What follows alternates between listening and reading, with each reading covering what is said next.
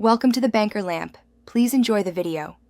You start by verifying model and power because the repair path changes drastically with electronics versus mechanical locks. Once you confirm battery or mains, remove external panels carefully. Make sure to keep screws organized. Use a multimeter to check 912V at the lock module and test keypad continuity. If batteries are weak, replace them now before deeper work. These first steps isolate whether this is a power, code, or mechanical failure and set you up for the correct fix.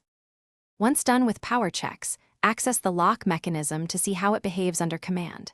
You should watch the motor or solenoid while entering the code and listen for grinding or hesitation. That tells you whether gearing or motor torque is the issue.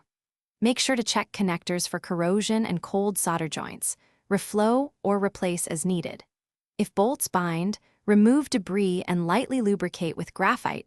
Do not use oil on electronics. This middle stage narrows the problem to parts or control. Finish by installing replacement parts or repairing damaged wiring. You want firm solder joints, snug connectors, and aligned bolts.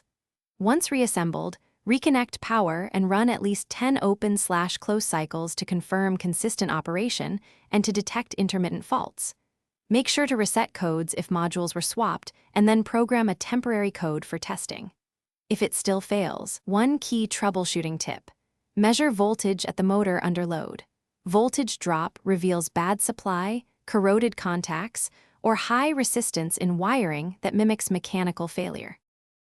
Thanks for watching. If this was helpful, leave a like and consider subscribing. See you next time.